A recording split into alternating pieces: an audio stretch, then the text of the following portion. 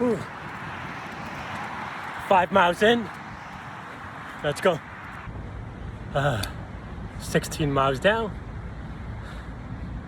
Feeling great. Hey everybody, this is Larry. This is day 29 of the Leetcode Daily Challenge. Hit the like button, hit the subscribe button, join me on Discord. Let me know what you think about today's problem. Let's go. Hey everybody, this is Larry. This is day 29 of the Leetcode Daily Challenge, as you saw in the intro. Hit the like button, hit the subscribe button, join me on Discord. Let me know what you think about today's problem.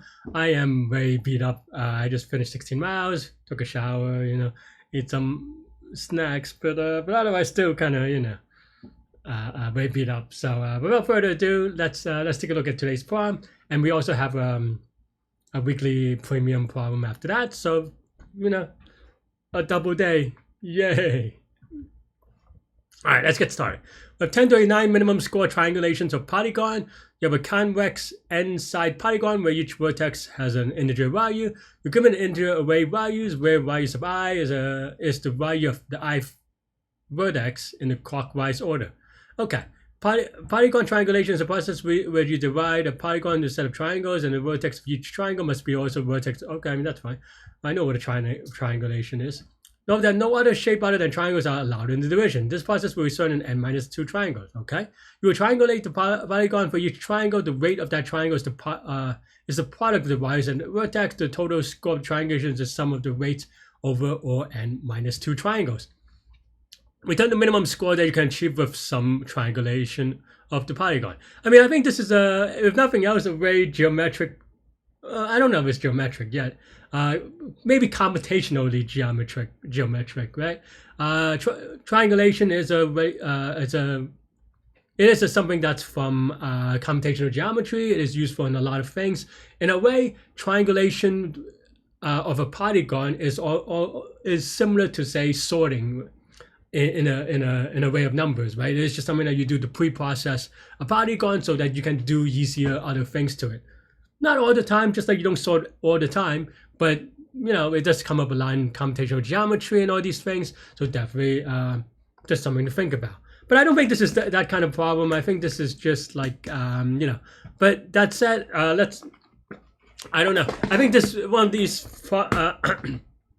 even for me, whom I think I probably have a bit of practice, right, in terms of visualization and just a lot of history. I don't know what this is about, and what I mean is that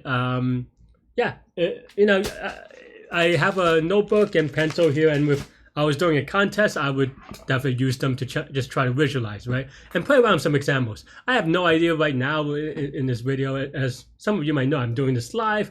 As always, I don't know what's going on, so let's take a look. Right, so you have one triangle, that's 1, 2, and 3. This is example 1. So you want the sum of the rates over all. Okay, the rate is the, okay, wait, the rate is the, oh, you want, so the triangle is the product of the values, and then you want the sum of all the triangles. Okay, so I mean, this is just a basic triangle. It is useless. Okay, so now we do another one, which is a square. We have 3, 7, 4, 5, right? So there will only be two ways, right? Either this or this, right? Okay. Okay. And then the other one, we have 1, 3, 1, 4, 1, 5. So you have a hexagon, right? And then every time, so okay, we try to minimize the score. Okay, so we try to chop it off. What is oh, n is 50. I guess I should have looked at that first. N is 50 is interesting because possibly maybe we do some DP type things. But the idea here is that, okay, this triangulation, what does triangulation do? Okay, so what does a triangulation actually do, right? So let's say we take the 3 and we quote unquote remove it by doing this, right? Well, the thing is that the 1 is still here, right? The 1 that's still here, we have a new polygon now, almost like a sub problem where you now now 3 is gone, but the 1 and the 4. So basically, in a way, one triangulation step is about removing one number, and removing this number means taking the product of the adjacent numbers, but it doesn't have to be adjacent in that, well, right now it's ones, but for example, we take this one, then now 1 is adjacent to this 1 and not 3, and 1 is adjacent to 4, right? Okay, so those are the two things. And this 50 is interesting because I'm trying to think about ways to kind of abuse it a little bit better. It almost feels like, I mean, this is one of those dynamic programming problems where, you know, sometimes you have to think backwards, right? I mean, I don't know if it helps, but it can be, right? Because then now, for example, maybe you have, you know, 3, 1, 1, and then now you have to add a side, and then you do, right? Maybe add this one, and then and now you get the 1 and the 1, right? But does that help?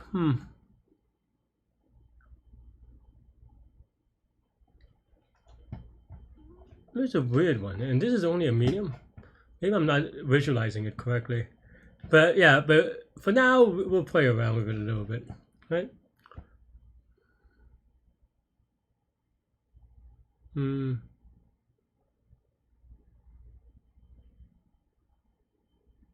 trying to think, what does the ordering mean?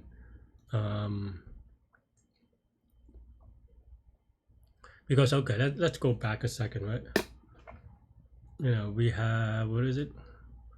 1, 3, 1, 4, 1, 5, right? So, okay.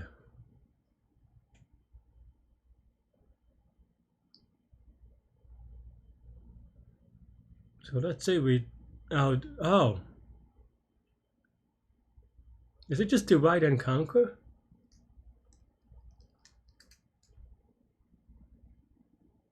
If we draw a line, let's say we draw the middle line at any point, and it can be like, you know, either this, and then you have the left and the right, right? So the left, right, DP. What does that mean? I mean, okay, that means that we decompose it into 2 triangles, sure, right? Or 2 polygons, not triangle, but okay, because then now they're not triangles, so we don't score them anyway. So then now, depending on which way we do them, so then it's just divide and conquer DP then, right? Except for it's circular, so we have to be a little bit careful, right?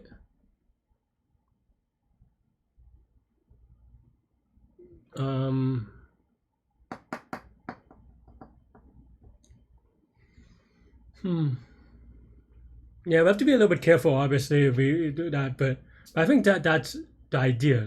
I'm still thinking about it. I am solving this live in case y'all are wondering, so I'm trying to figure out in my head. I mean, I think this is the idea, right? Because n is equal to 50. If you have a 50 cube solution, this is fine, right? For each of these, you have n lines, you have 50 polygons.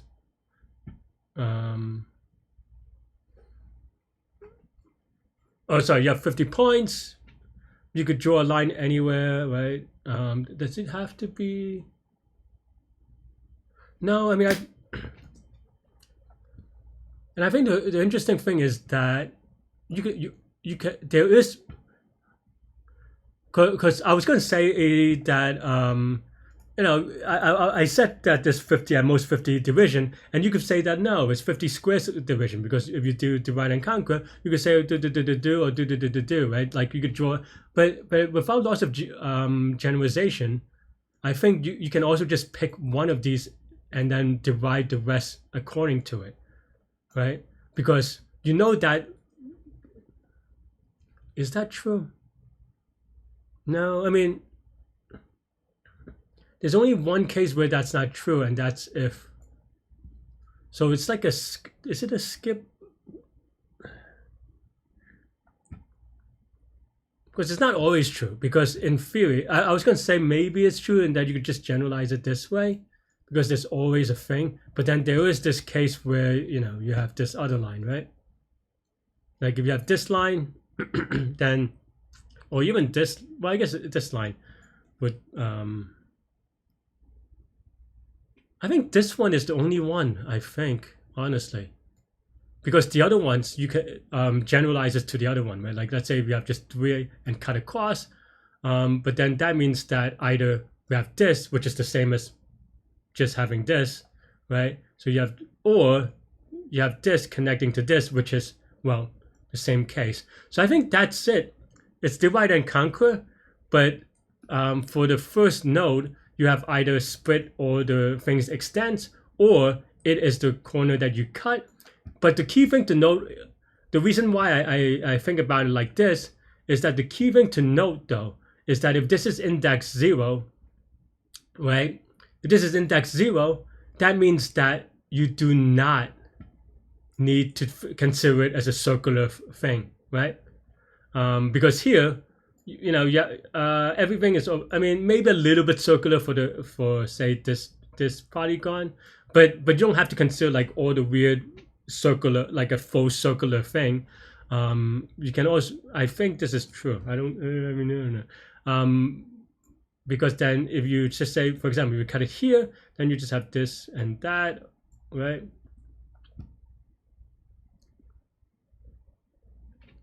Yeah, and if you have this, yeah.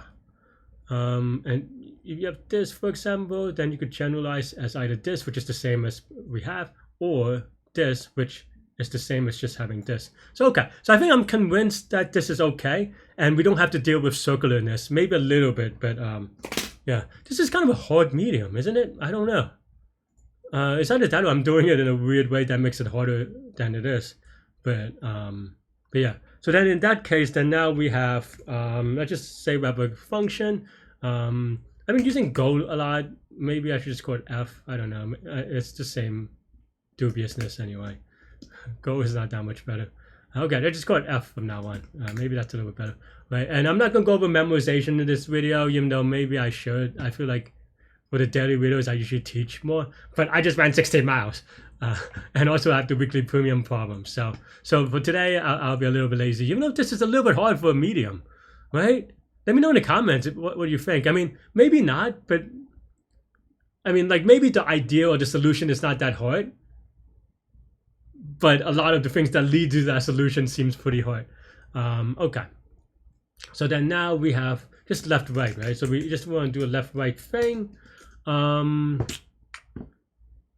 Let me think about this a little bit. Sorry, I'm bringing back up the thing real quick. I mean, I think the tricky thing is still like doing the you know, like you can't just do like this is left and then the right has to include the 1, right? And I'm trying to think what is the cleanest way to do that is.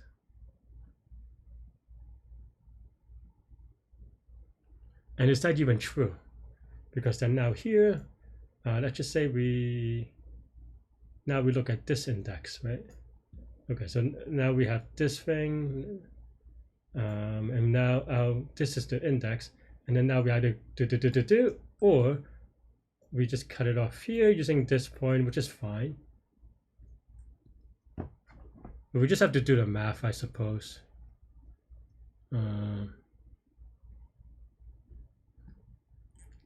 Yeah, okay, fine. I don't know. This feels way like annoying. Like I don't know that I'm doing it right. I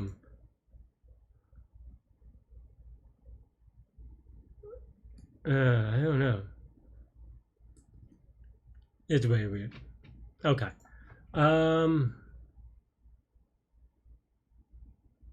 Yeah. Okay. Maybe we'll figure out. I don't know. Right. So okay. So. What is the base case? Base case is if f is less than equal. Is it 2? Because if we have 3, is it inclusive? Okay, left right is inclusive. So if this is the case, then we only have 2 points.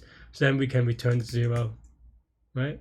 I don't know how that would come up, but maybe that's fine. Otherwise, yeah, otherwise we just do a for loop on the center, right?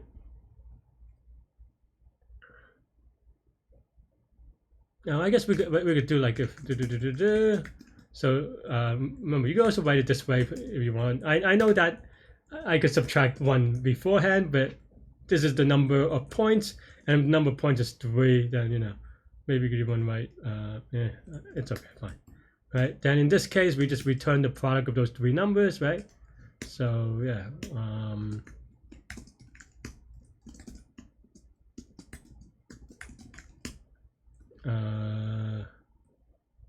right, I think that's right.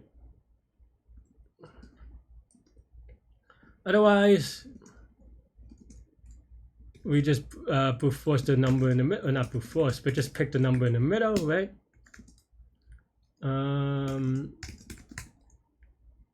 It's gonna be left. So the current number is left. So we do left plus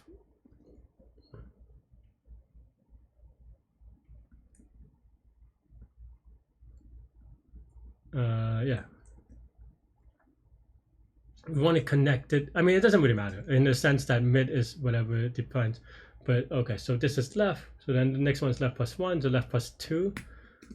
Maybe right plus 1 to be inclusive. Do we want to do inclusive? No, because left is here, then right, you can't connect to it because it's already connected to left. Right? And then, so it's going to be right minus 1, so it's going to be right inclusive. Okay. So then now we just do f of left to mid plus f of mid to right, right? Because that's how you divide the 2. And then there's one more of, I think this is the one that I struggle with. So then now this is the one that you chop off the year of, right?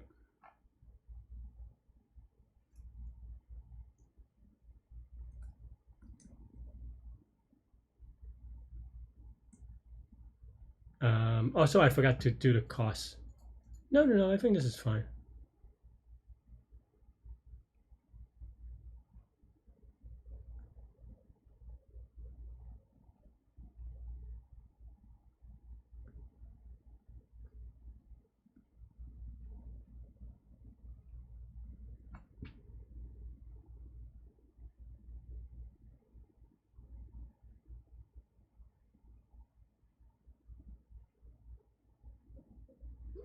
Trying to think real quick.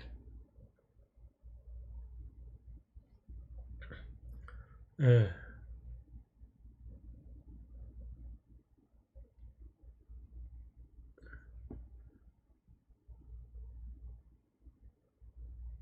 there are 2 ways to think about this. This is why I'm like trying to think which way is cleaner. Because there's the way that we're talking about drawing a line and then you have to handle it, and then there's another way of I just start over real quick. There's another way of given a hex. All right, given a hex, you know, we just take 2 points, like just say this one and this one, adjacent points, and you just draw a triangle, right? And then now you could divide and conquer to the left and to the right. Is that better in terms of edge case? I'm trying to think. Let's put in the back pocket, but yeah. Is the U we clip off? There's a famous triangulation algorithm called the year clipping. I don't know. I think that's how I got it, in case you want to. But yeah, so that means that then now it's going to be equal to min best. The cost is going to be y sub left times y sub left plus 1 times y sub right, right? And then, but then this is this plus f of How did I draw it? No, just, yeah, f of left plus 1 right, maybe. I don't know. Something like that, maybe. Right? Hopefully this is okay. Well, hoping it's not good enough.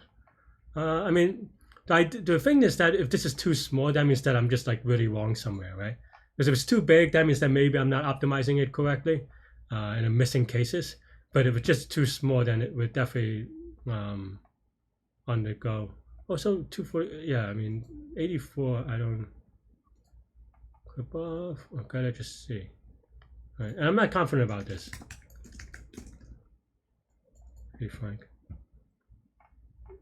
So 0, 3 at best, but okay. But that's missing one input, cause I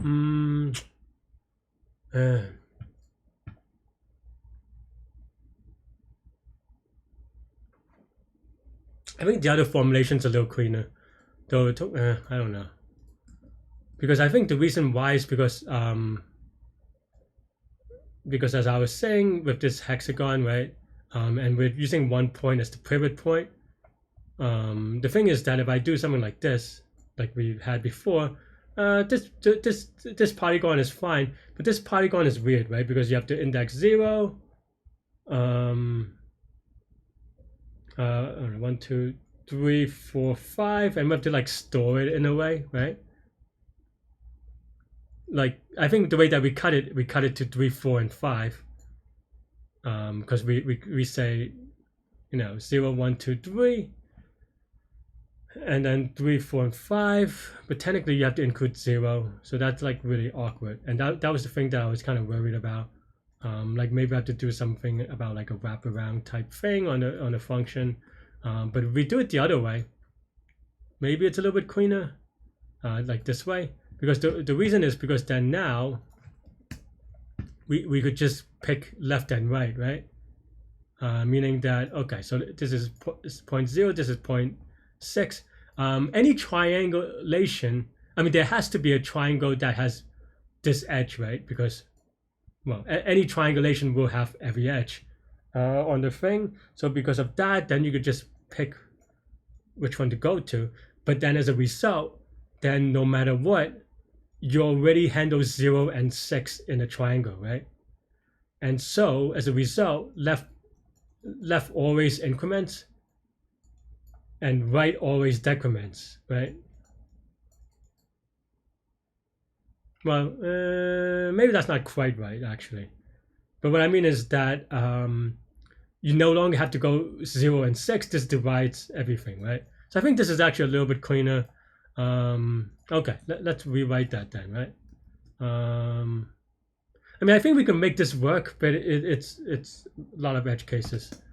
This is kind of hard for a medium. What the? All right. Okay, so now what? Let's write a comment, but we want the edge left, right to be one of the sides of the triangle, right? And that's it. Yeah. So then if, I don't know, I guess this is the same thing. I guess we didn't have to delete this. If this is less than, let's just write it out this time, right? Right, so if points is less than 2, and we return 0, there's no triangle for whatever reason. If points is 3, then we can just return right? Yeah, I mean, right?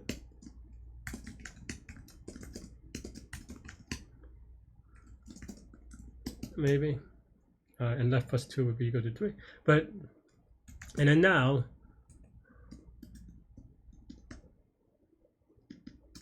find the other midpoint. Okay, so then now, and in case you're wondering what I do, I just look at this and then try to visualize it, right? So 0, 1, 2. So that means that with 0, 6, the first point would be left plus 1, right? And it goes all the way around until right minus 1. So we can just do something And that's basically how I visualize it, right? When I'm not lazy. This is pretty easy-ish. And then now we draw a triangle. Draw a triangle to mid. So then now, oh yeah. Oops. We want to draw values of left, values of right, values of mid. So that's the triangle that we just drew. And then now with the left side, so add f of, again, I have to bring it back up, right? So we drew, this is mid. So then this is 0 to mid, right? And then mid to right. Okay, that's pretty easy actually. So yeah, maybe this is a better formulation. Left to mid plus f of mid to right, right? And then we just run f of 0 and -1. Okay, I mean, it looks good, so I'm gonna YOLO submit. I mean, it's possible that I missed some things, but okay. A little bit slow, but well, it took a while. 25 minutes is kind of a bit long. What did I do last time? Well, 2019. I'm curious. I did in C++ apparently. Catalan numbers, I guess so. There is that is actually one thing about the triangulation that's interesting. Actually, I guess that would have been. I guess I'm a little bit less practiced because I actually do know this, but it's not on top of mind because it was so long ago. And keep in mind that this one was 6 years ago now. Jeebus. Actually, almost to the day, 6 years ago when I first solved this. But yeah, but I didn't know this fact. It just doesn't come up because I haven't done triangulations in a long time.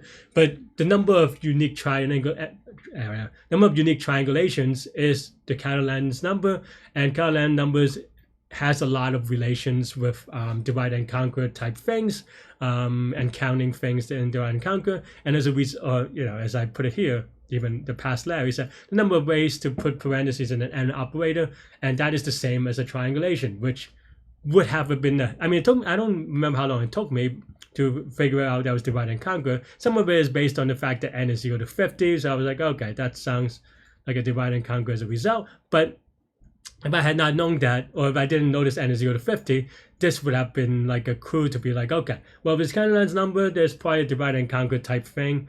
Yeah, and I get min, create a triangle. Okay, so this is basically what I did today. Past Larry is probably more practice and stuff like this. I don't know. And today is not a great energy day.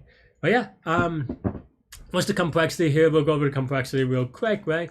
Left can be 0 to n, right can be 0 to n, roughly speaking. I mean, I know it's n choose 2 if you really want to be specific, because right has to be the left or greater. But then, yeah, then so we have O of n squared inputs. Each input takes O of n because of this loop. And so total time is going to be n cubed, right? And for basically the same reason, total space is going to be n squared. And that's it, right? Yeah. And all the code fits on one page. Almost. Well, not after I put in the comment, I guess. But yeah. Yeah, what was the hint? I mean, this hint gives you the answer, so I don't know. Maybe that makes it a medium if you knew the hint, but I don't know. But yeah, that's it. That's all I have for this one. Stay tuned for the weekly one. Thanks for watching. Thanks for the supporting. I have 5 more weeks until the marathon, so please give me all your props and you know, just give me your positive energy is what I mean, because it's been tough and I need every bit of help I can get. Anyway, that's it. Thanks for watching. Stay good, stay healthy to good mental health. I'll see y'all later and take care. Bye-bye.